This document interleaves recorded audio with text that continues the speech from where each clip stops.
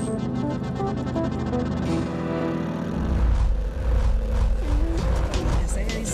partir de las 8 de la mañana, vamos a tener un horario específico de inicio, se va a durar este sábado. Es estupendo porque imagínate, estar en la casa y ya con el sábado ahí nos tenemos que ir a ocupar. Previo a la irrupción del escenario digital en este país.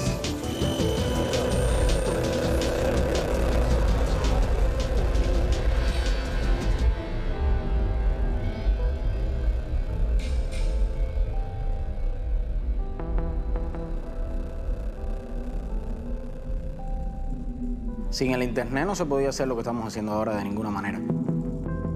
Cuando no conocía lo que eran las redes sociales, simplemente yo me conectaba y veía pocas cosas, pensé que eso, no sé, como era algo nuevo, pensé que era de la vida personal de uno, de subir fotos. Muchos jóvenes que a lo mejor no teníamos cercanía, no nos conocíamos, nunca habíamos dialogado. Con la opción de las redes nos hemos conocido, hemos intercambiado ideas, hemos creado proyectos, hemos creado grupos de debate. Ya uno comenzó a hablar directamente sobre diferentes temas, debatir con personas que estaban al otro lado del país. Puede ser la moda, puede ser la música, puede ser la literatura, puede ser la política, puede ser la ideología. Agrupa a millones de personas que de otra manera no hubieran tenido comunicación entre ellas. Se ha producido un cambio en la forma de comunicarse de la gente y que ese cambio está muy asociado, por supuesto, al desarrollo de Internet en nuestro país. Los celulares son, por excelencia hoy, la vía más masiva de comunicación por donde la gente pone contenido, recibe contenido y se convierte a su vez en una plataforma no solamente de comunicación de voz, sino de comunicación de video, de datos, de multimedia. La sociedad cubana está hoy totalmente pendiente de lo que pasa en Internet. Tú no puedes decir que no le llega porque no está, porque le llega a través del más joven, de la familia. Las redes sociales llegó a todos nosotros y a muchos de nuestra generación poco tarde. Y creímos que quizás era un elemento alternativo o temporal. Nosotros estamos empezando a lidiar con las redes sociales. Yo estaba compartiendo con personas, pasando un rato súper agradable y a veces se enajenan del momento de pasar el rato agradable para proyectarlo en las redes sociales. Estos espacios virtuales complementan la vida, pero no sustituyen la vida. Casi siempre la imagen que uno proyecta en las redes sociales es como cree que debería verse, ¿no? Como le gustaría que los demás le viesen, ¿no? Generan una vida virtual y por tanto alimentan la autoestima de los sujetos, las relaciones de los sujetos. Facebook no genera una comunidad, genera burbujas de confort. Las redes sociales toman su nombre porque hay una teoría sociológica anterior que es la teoría de las redes sociales. Una de sus características es la homofilia. Yo me suelo relacionar con personas iguales a mí para evitar que mi autoestima se vea lacerada. Eso es un principio de las redes sociales, un principio psicológico. Esos mismos principios van a las redes sociales y esos mismos principios se construyen los algoritmos de las redes sociales. Por ejemplo, los algoritmos de Facebook. Cuando usted se mete en una red social, Facebook en este caso, Twitter, el que sea, usted está dando datos privados de su personalidad. Me llamo fulana de tal, soy periodista, estoy casada, me gusta Silvio Rodríguez. Las personas intelectuales que les gusta la música de Silvio Rodríguez se suelen relacionar con personas intelectuales que les gusta por lo menos algo parecido a Silvio Rodríguez. Si no le gusta Silvio Rodríguez, les gusta la trova. Es decir, una serie de datos que lo que usted le está diciendo a una máquina o a sistemas muy potentes de inteligencia artificial, ¿quién es usted? Por eso Facebook sabe muy bien y te dice, quizás tú conozcas a esta persona. A veces uno dice, me están leyendo la mente. No te están leyendo la mente.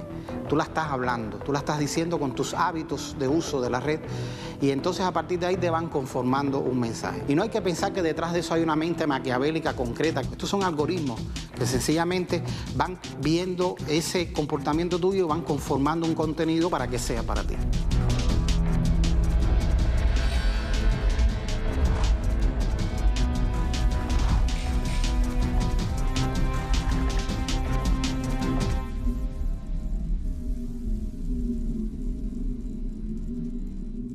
Un algoritmo no es una fórmula matemática per se, es como una receta de cocina.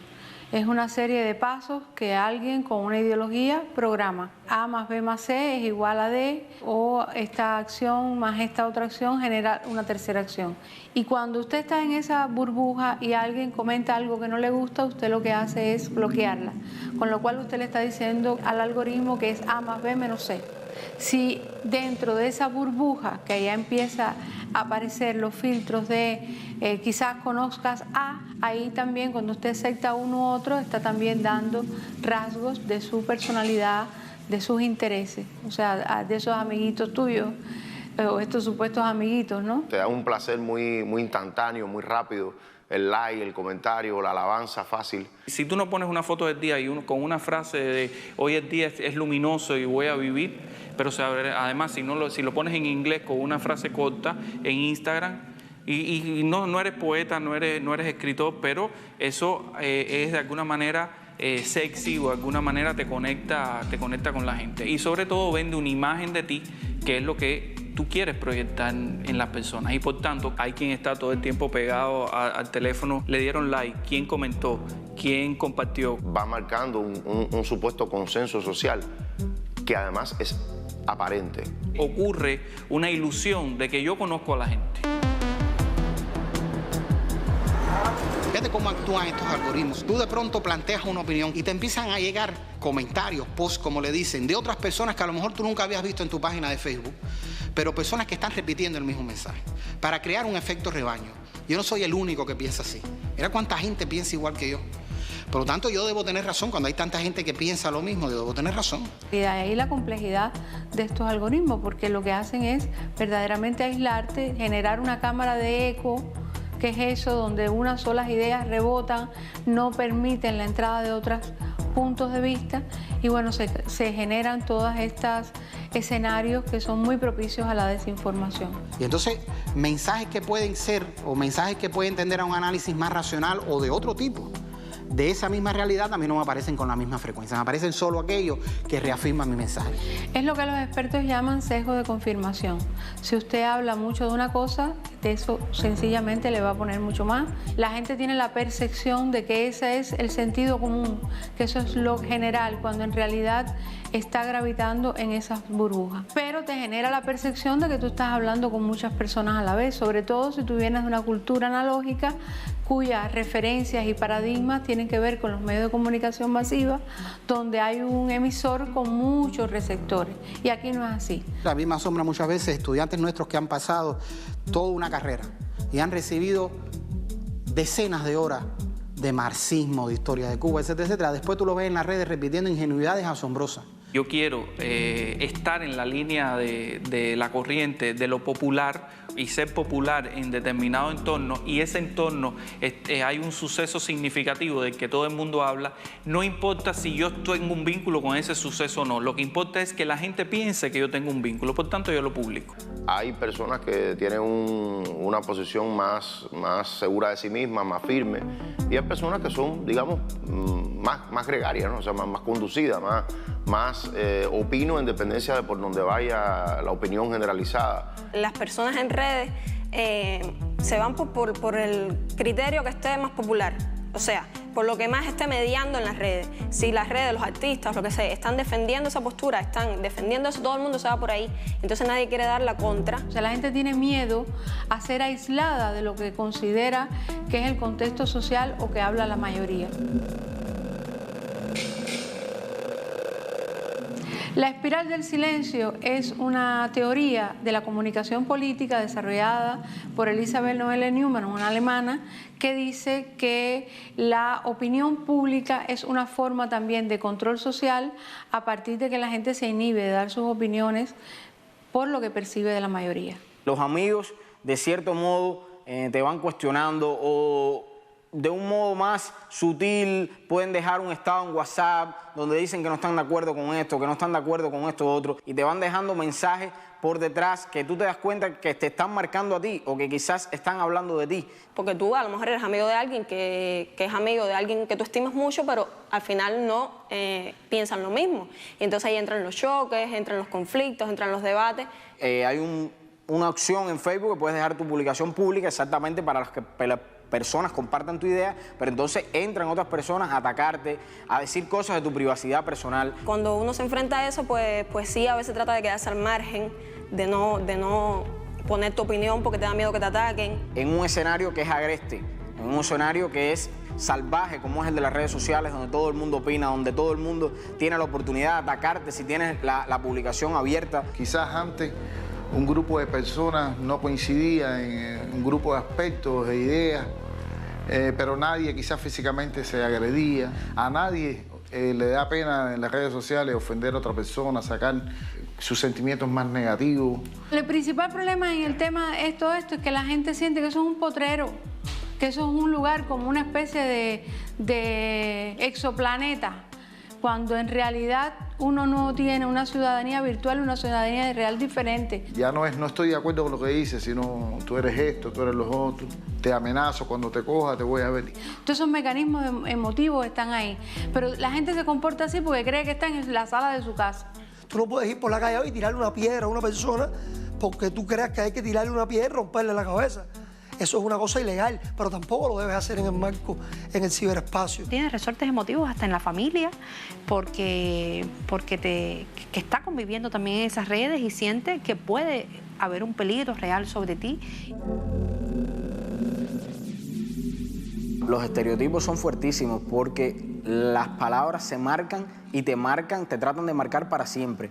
Cuando tratan de decirte oficialista, llega un momento que muchos jóvenes le cogen odio a esa palabra, se quieren alejar de ello, porque lo que aprendieron desde su universidad, lo que aprendieron desde sus facultades, es no ser un oficialista, sino ser un muchacho espontáneo, y creen que la espontaneidad es alejarse de la institucionalidad, no tocar eso, no tener vínculos con ellos. Se creen el discurso de que, bueno, la rebeldía es lo cool, de estar en contra de la posición oficial es lo que hay que hacer, porque los jóvenes tienen que ser rebeldes. Porque ahora decir la palabra revolución es ser un repetidor.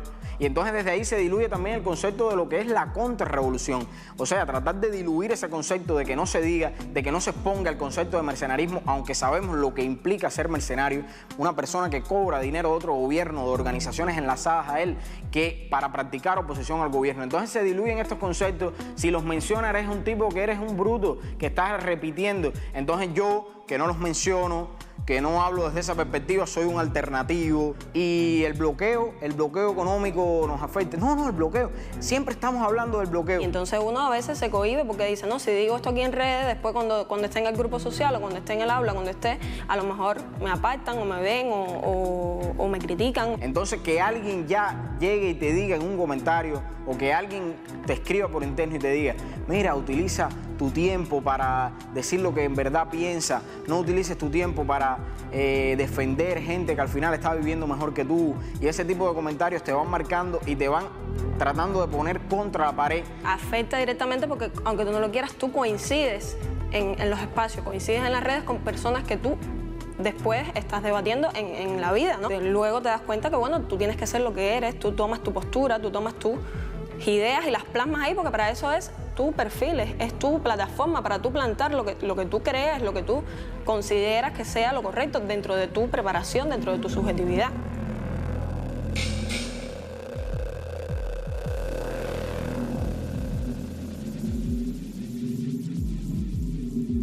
El algoritmo, o sea, esa receta, lo que hace es que solo expone lo que tú comentas en tu muro de Facebook, en este caso, solo al 5% de tu audiencia real.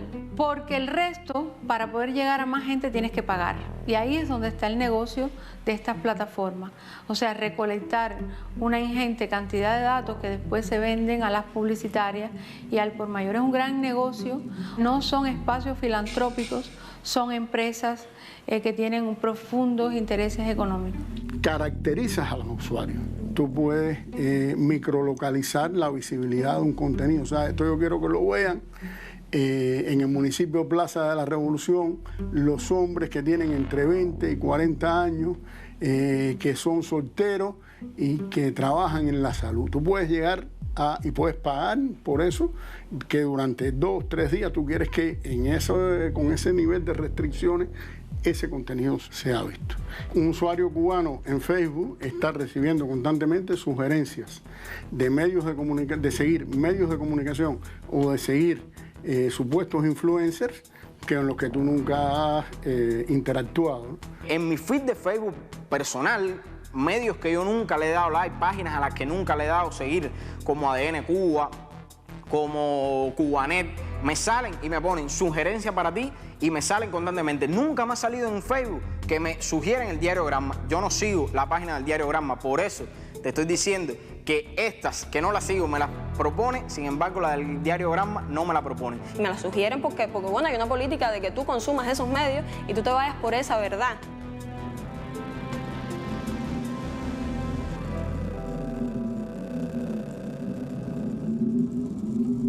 Tú tienes una audiencia y vas transformando esa audiencia. Constantemente estás impactando sobre esa audiencia con un tipo de mensaje y la estás cambiando. Y estás cambiando sus percepciones.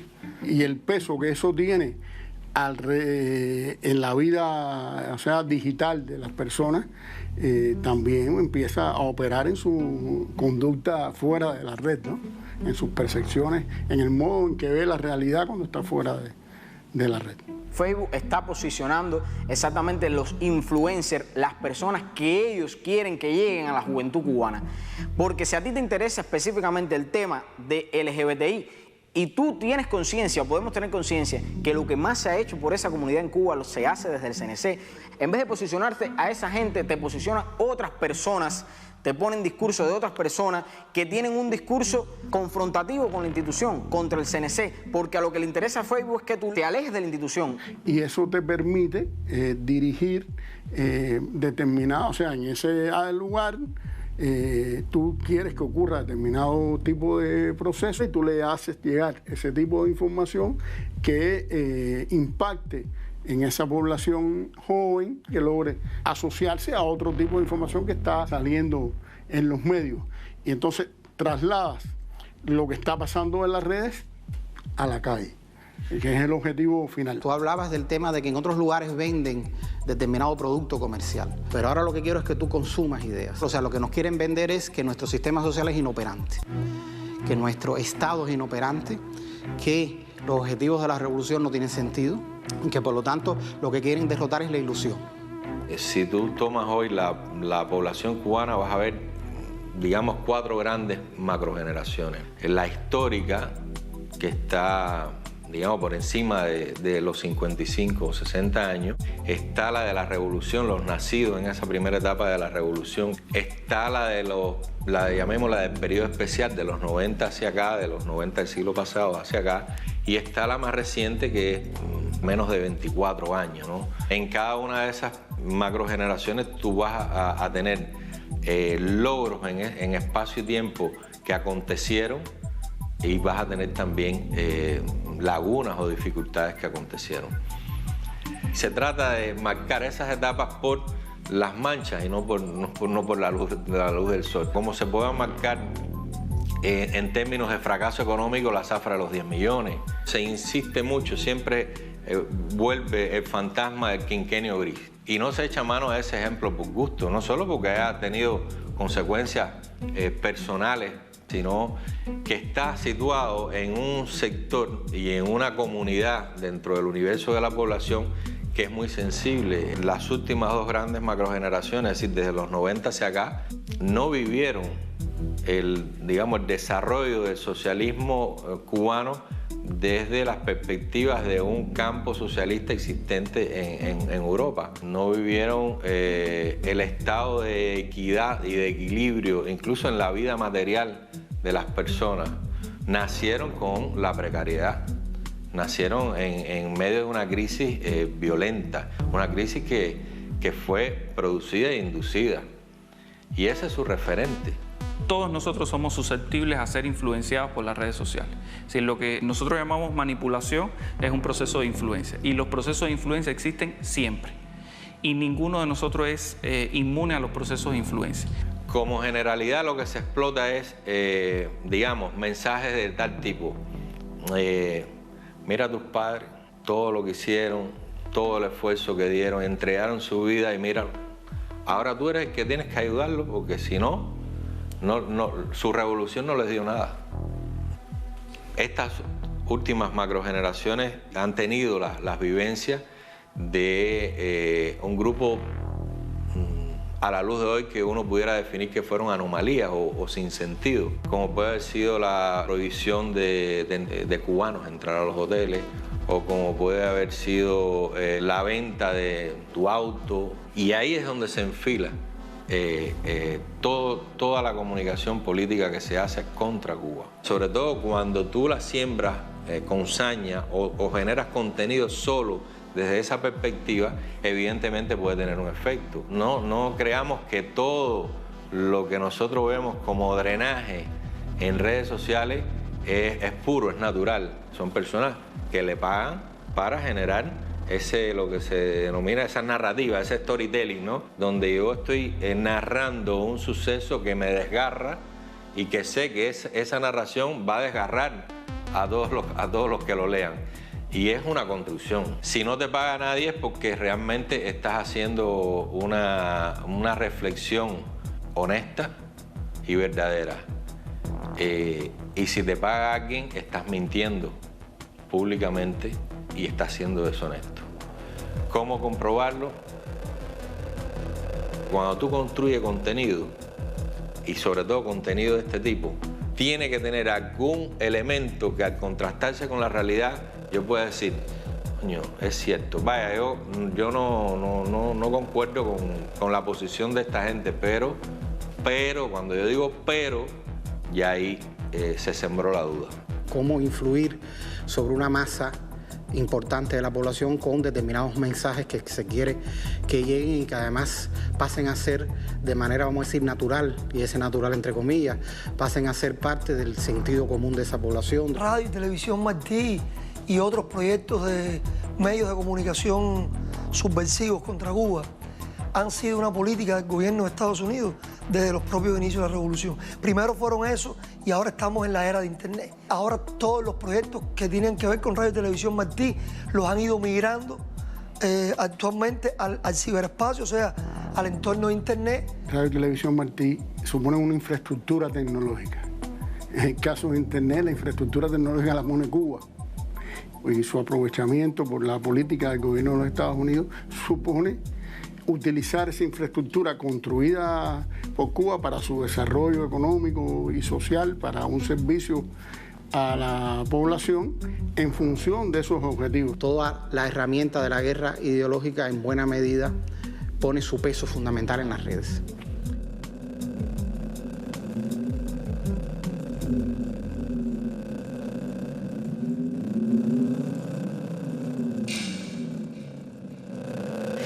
Exactamente, ha habido un tránsito de la guerra, de la información a la desinformación, a racionalidad, a la emotividad. Han identificado que las personas pueden ser más rápidamente manipuladas a partir de resortes emocionales y se construye entonces desde la espectacularización de la noticia ese nuevo discurso. Lo vemos también en los titulares. Titulares que refuerzan el amarillismo ese de un modelo de prensa que busca el sensacionalismo.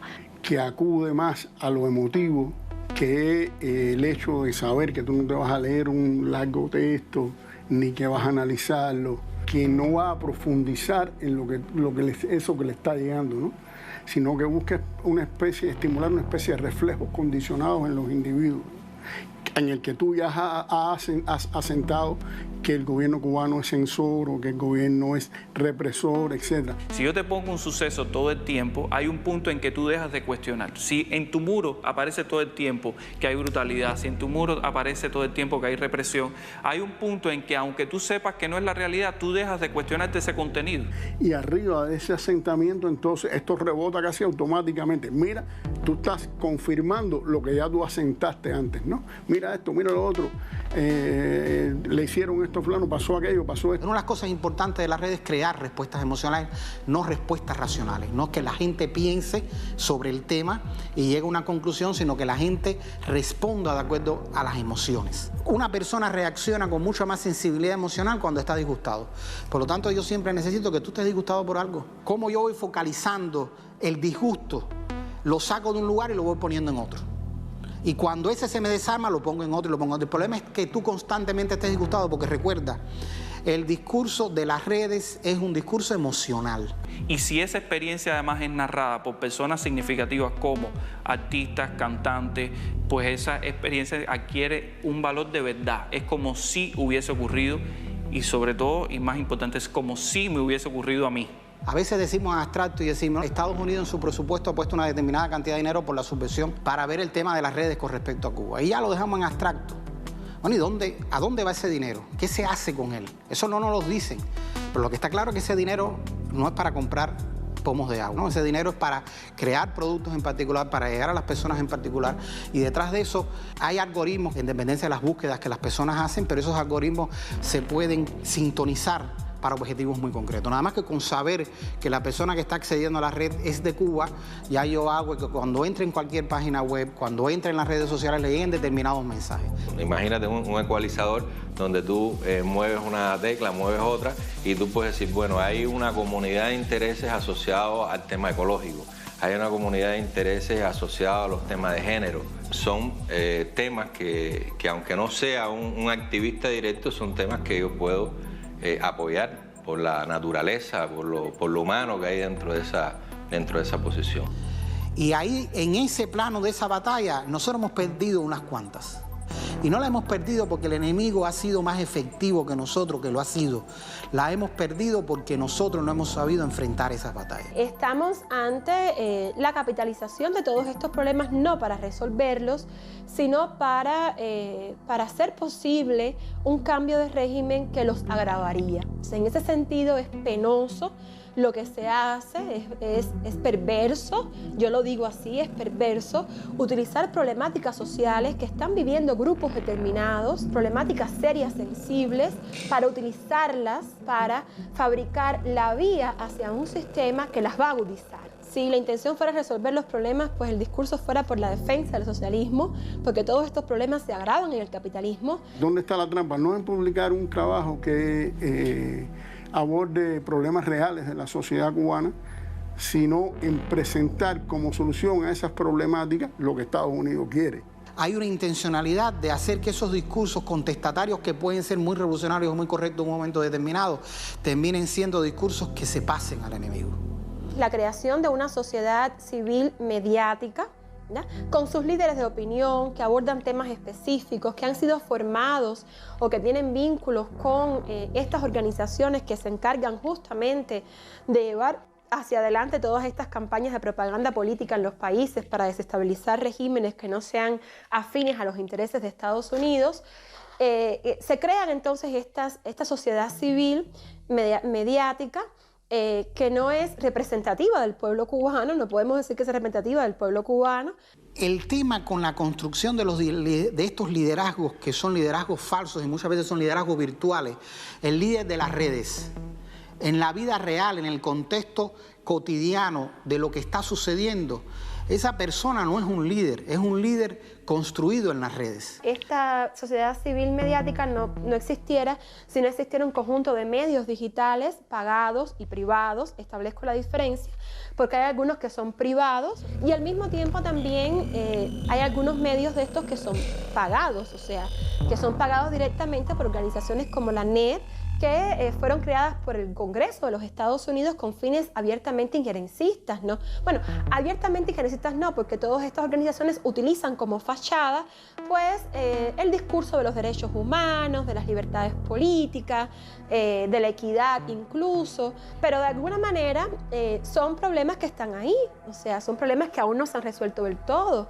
son problemas que aún han encontrado condiciones dentro de la sociedad para reproducirse, y aunque las organizaciones e instituciones trabajan en base a ello, no los abordan mediáticamente. Entonces esas partes donde tú no criticas, tú no informas, tú no formas, van a llegar otros espacios, otros medios, otras personas a llenar esos huecos informativos que tú no estás cubriendo. No podemos seguir respondiendo a una rutina que hay que esperar, a la concepción desde un consejo de redacción, frente a esa información. Todas las redes sociales y todas las multiplataformas están frente al bombardeo constante de información, y ocurre igualmente con el empoderamiento que tiene ahora la ciudadanía frente a la capacidad también de convertirse en emisores de información al ser testigos de un acontecimiento. Todo depende a quién responde ese medio. Vamos a preguntarle, ¿quién le paga? ¿A qué potencia extranjera responde? No se puede ser ingenuo frente a esto. ¿Quiénes financian ese proyecto mediático? Y entenderás ahí qué busca, qué persigue. Ese contexto de medios digitales que emergieron durante la administración Obama tienen un dueño, tienen una infraestructura tecnológica que cuesta, tienen dominios internacionales, servidores internacionales, y además tienen una redacción que cuesta y a la que se le paga. En la era Trump surgieron contenidos más de ataque, más agresivos, más de culpar de ensalzar la violencia, la rebelión, siempre muy confrontacional. Si la balanza se mueve hacia una doctrina tipo Trump, son más agresivos. Siempre queda alguna política para ver la diversidad que es más suave, y evidentemente con una nueva administración que viene de la doctrina Obama, pues probablemente muchas de este entramado lo que hagan es cambiar sus perfiles nuevamente porque viven de eso. Una de las cosas más comunes hoy en día en esta guerra de cuarta generación contra Cuba, la creación de los extremos. Te quieren vender la idea de que hay dos extremos. El extremo de derecha recalcitrante que quisiera derrumbar esto de una manera burda, y por otro lado tratar de presentarnos que existe un extremo de izquierda radical y que por lo tanto la verdad está en el medio. Entonces dice, no, claro, hay gente recalcitrante en Miami que están en contra de cualquier cosa que sea normalizar las relaciones, pero también del lado izquierdo hay gente que se opone a eso.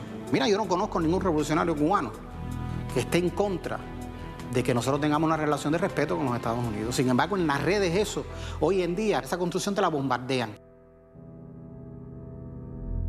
El Partido Republicano y el Partido Demócrata se han mantenido en el tema del escenario digital las mismas estrategias, incluso transfiriendo cada vez más dinero a estos proyectos que tienen que ver con el escenario digital. Por ejemplo, cuando tratamos de preguntar en las redes quién paga este medio, quién paga el toque, quién paga periodismo de barrio, quién paga el estornudo, quién paga tremenda nota. Obviamente la CIA ya no da cheques al portador, pero se terceriza muchísimo dinero, y además las propias redes sociales propician que puedan haber contribuyentes privados, o que puedan haber, o se crean todo tipo de organizaciones fantasmas para sostener todo esto. Una palabra que usan es independiente, por hacer un periodismo independiente al presupuesto del Estado. Pero son verdaderamente independientes, nadie los financia, nadie les dice es por aquí, nadie les dice esto no. Se sobredimensiona el discurso profesional, o sea, nosotros hacemos buen periodismo, no hacemos política. Tú ves el discurso de que eso a mí no me quita independencia. No, ellos nunca me dicen lo que yo tengo que decir. Claro, no tienen que decírtelo. Tú sabes que si no dices esa línea editorial no vas a tener el financiamiento. La colonización de la subjetividad, preparar la subjetividad para un modo de hacer y decir aparentemente diverso, pero totalmente homogéneo, es la colonización de nuevo tipo. Creo que cualquier persona que pueda discernir, que sea razonable, se puede dar cuenta fácilmente de que se están trabajando todos los sentimientos, todas las emociones y todos los grupos. Cuando vemos que todos esos medios se articulan y hay una alineación frente a cualquier circunstancia y dicen lo mismo de diferentes maneras. Y eso ya está probado, hemos tenido ejemplos suficientes de cómo están tratando de conquistar ese terreno y una diversidad de público desde la construcción de perfiles muy específicos y de la sectorialización. Hoy estamos viendo estrategias tanto de nanosegmentación como microsegmentación. Hay estrategias dirigidas a una sola persona. Yo no dudo que aquí hay una estrategia de diseño, además lo estamos viendo, exclusivamente para el presidente del país. A un sector de la población le entran por la parte de la reunificación familiar, de las relaciones con la familia, etcétera. A un sector más intelectual le penetran con otro tipo de mensaje más ideológico, más de esto es un extremo intolerante, que quisiera una sociedad cerrada, que lo que le tiene miedo es a la confluencia de ideas, a que esta distensión posible le serruche el piso. Y todo funciona como un engranaje muy bien articulado, ¿no? Y va a la vez de todo, pareciera muy diverso, pero en el objetivo de los contenidos apuntan en una misma dirección, ¿no? Un doble juego con lo que dice el otro y lo que quiere decir, pero el fin es el mismo.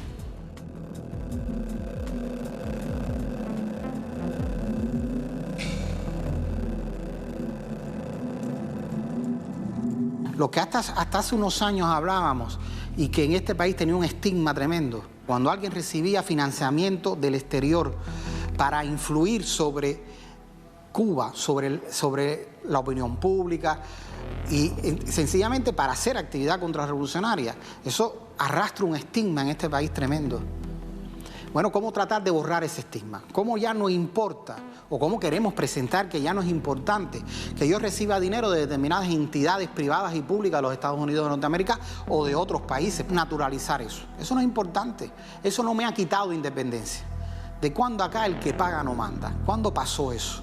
Y es que en los últimos tiempos, para mí, hay una diversificación de la contrarrevolución en Cuba, con actores mediáticos que ya comienzan a tener otros rostros, que comienzan a ser, pues, algunos académicos, periodistas. Estamos ante otro tipo, ¿verdad?, de discursos, ante otro tipo de narrativa, que puede ser incluso muy atractivo para muchos.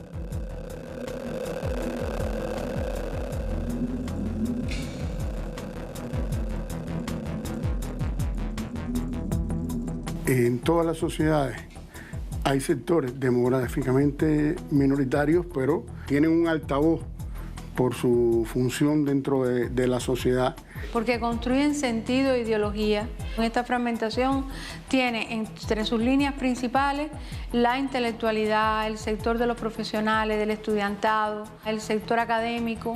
Entonces hay una intencionalidad que tiene que ver con eso. No son grandes grupos. Cuando, por ejemplo, un libro como el de Francis Estono Saunders, la CIA, la Guerra Fría Cultural, lo que decían los teóricos norteamericanos que lideraban esta operación era que tú lo que tenías que tener era pequeños grupos que fueran articulándose y que en determinado momento esas ideas que eran las de una minoría se volverían las de toda una parte importante de la sociedad para producir un cambio.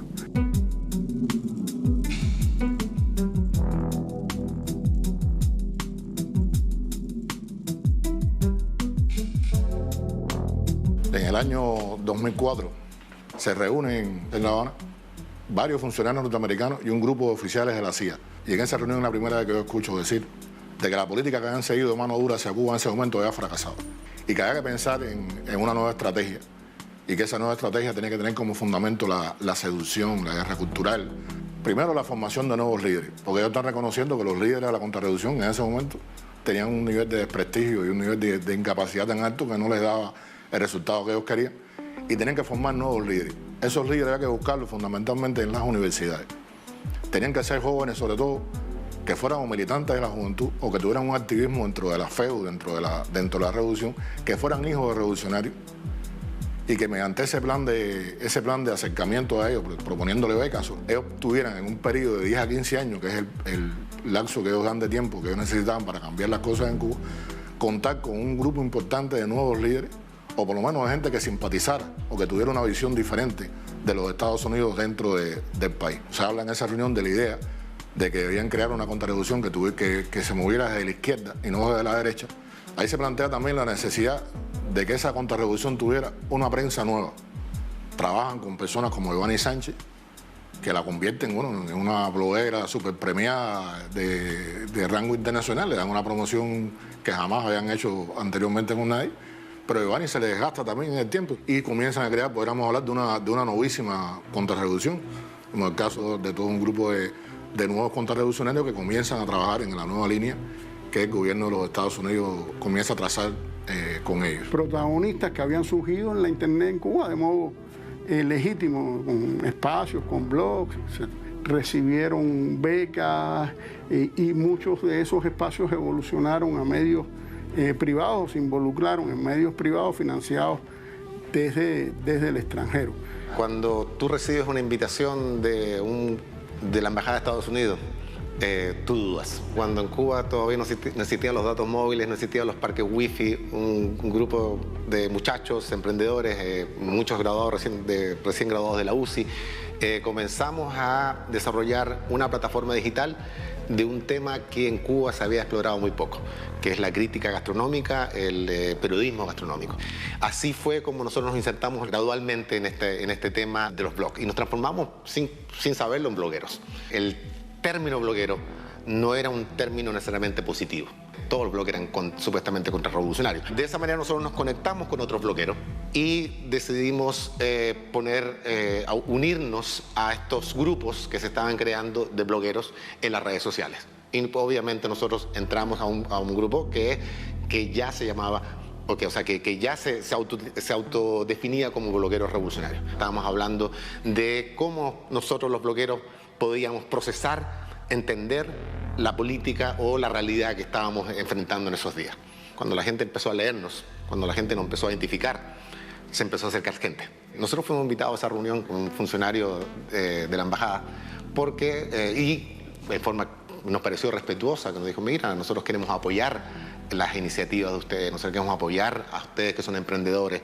Si necesitan herramientas, nosotros podemos darte herramientas. Ellos sabían que nosotros estábamos con recursos muy limitados.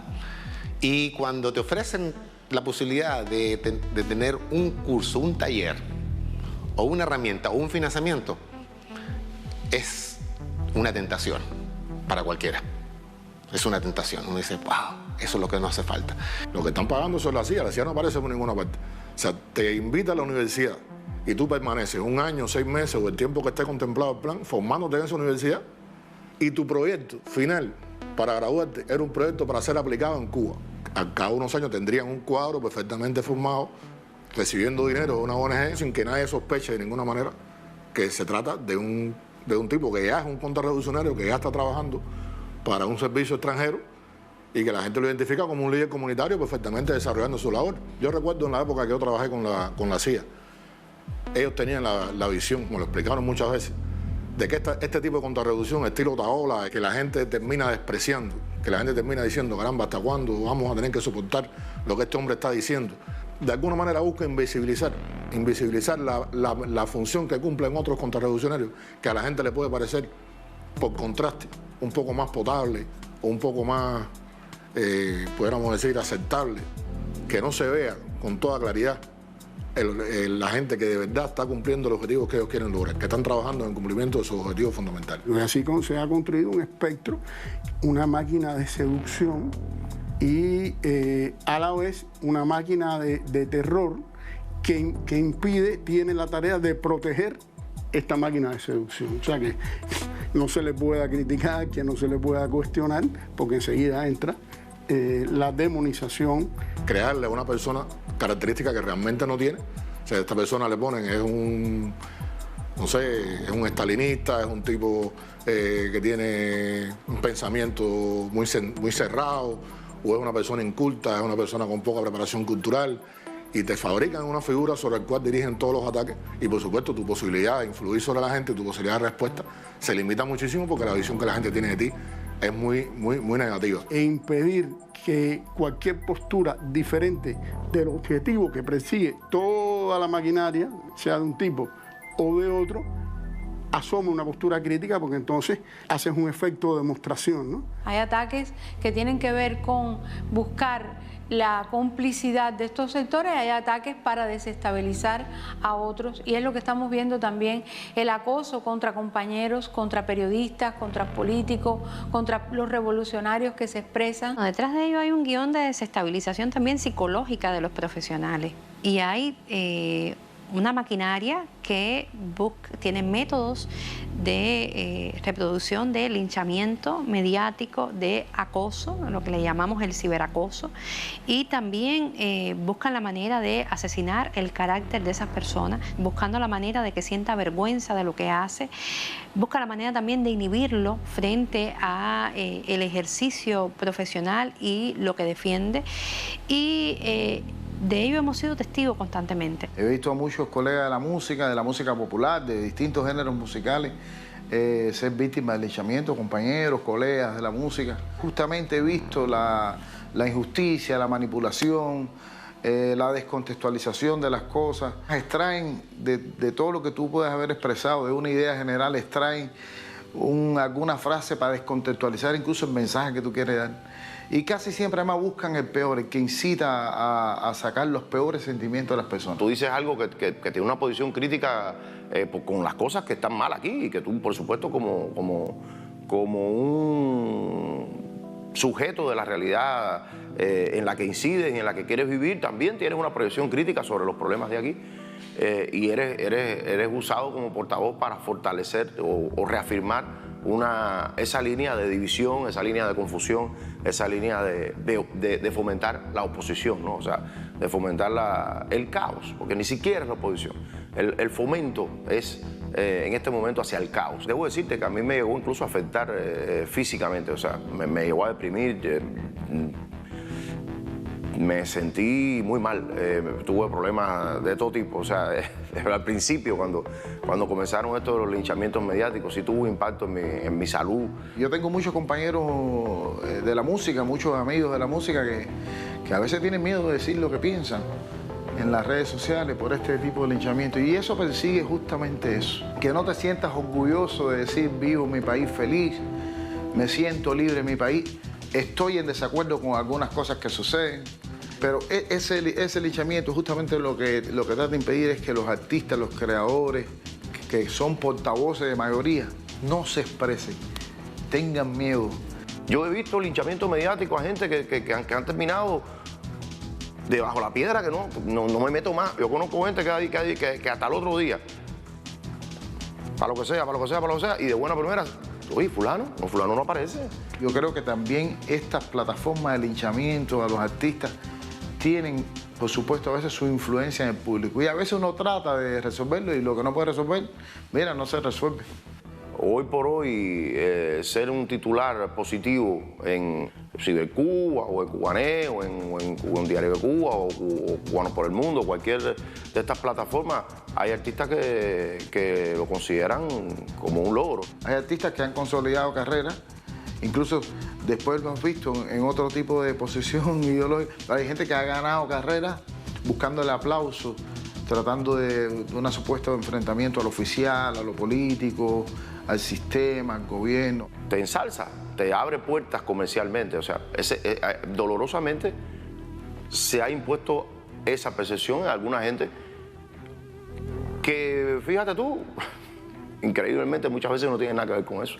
Y es tremendo, porque estas plataformas no te van a cuidar, te van a usar hasta un punto determinado y si te tienen que sacrificar, te van a sacrificar. Ha llegado ya al extremo, ya no solo lo ataca por decir algo, incluso lo ataca por no decir, por no pronunciarse. Por eso es que yo he dicho en las redes sociales, oiga, artista, creador, no crea que con que no te metas estás ileso. No, te va a llegar tu momento. Cuando llegue un momento en el que tu silencio y tú no me quiero meter, le sea útil para atacarte, te atacarán despiadadamente igual que si te hubieses pronunciado. Es más, es preferible pronunciarse, te lo digo de corazón, porque por lo menos te respetan. Que te maten mediáticamente o que te intenten matar, que te asesinen temporalmente no significa que puedan matarte. Te matan cuando te callas, te matas cuando te logran transformar. Te matan cuando te logran confundir, te matan cuando tú aprendes cuál es el discurso políticamente correcto que quieren escuchar de ti. Ahí es cuando te matan. Muchos de estos fenómenos que ocurren y se han desarrollado sobre la base de nuestros propios errores, sobre la base de nosotros no darnos cuenta de que hay un contexto distinto. Pensábamos que bastaba con los medios tradicionales que teníamos de llegar a la población y que esa hegemonía no la íbamos a perder. Mira, la hegemonía está en juego todos los días. Yo creo que hay que hacer de verdad un análisis y una reforma educacional porque la formación general, la formación política no está funcionando, no se ha nutrido de las nuevas formas de comunicación. Puede ser sobre la base de decir, hemos perdido más de 5.300 millones de dólares por culpa del bloqueo en X tiempo. Yo tengo que llevar eso al plato en la mesa de las personas, al día a día de las personas. y tengo que llevarlo de una manera de que no solo se comprenda bien, sino que se sienta.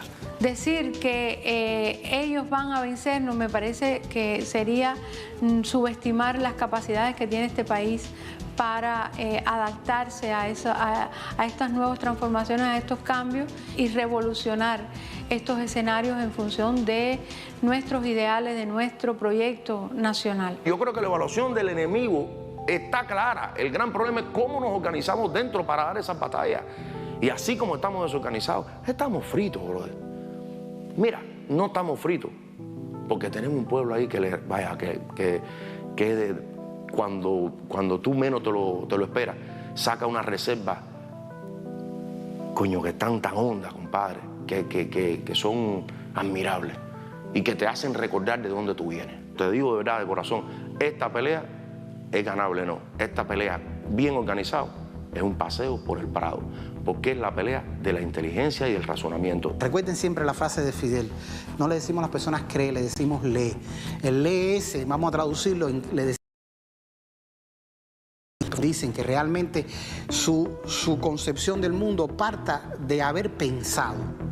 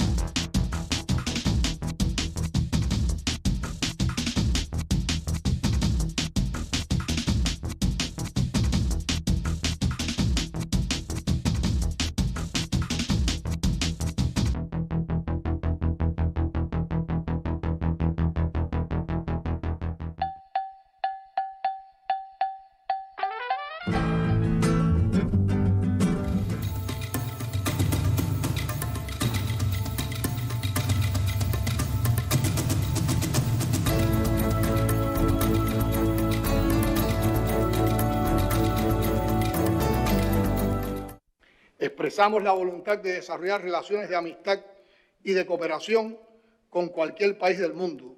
Nos satisface practicar la solidaridad internacionalista aún en países cuya ideología gubernamental no compartimos. Ratificamos la determinación de exponer las verdades con claridad, por mucho que molesten a algunos, de defender principios, de acompañar las causas justas, de enfrentarnos a los atropellos, como nos enfrentamos a la agresión extranjera, al colonialismo, al racismo y al apartheid. Es la base de nuestra aspiración a la plena independencia de nuestra América y del empeño en ayudar a lograr una región económica y socialmente integrada, capaz de defender el compromiso de América Latina y el Caribe como zona de paz. Es la política exterior descrita en el informe central del Congreso y que ratificamos hoy.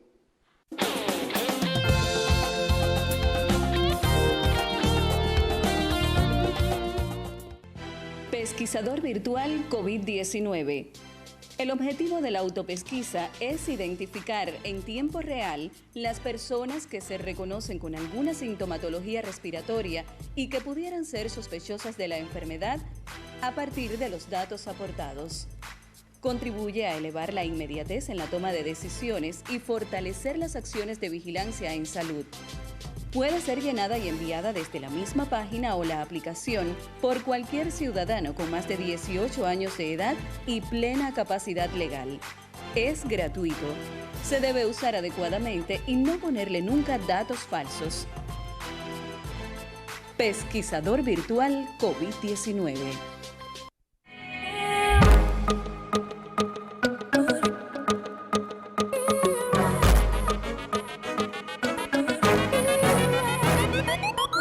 Apagar los equipos innecesariamente encendidos contribuye a tu economía y la del país. A tu manera.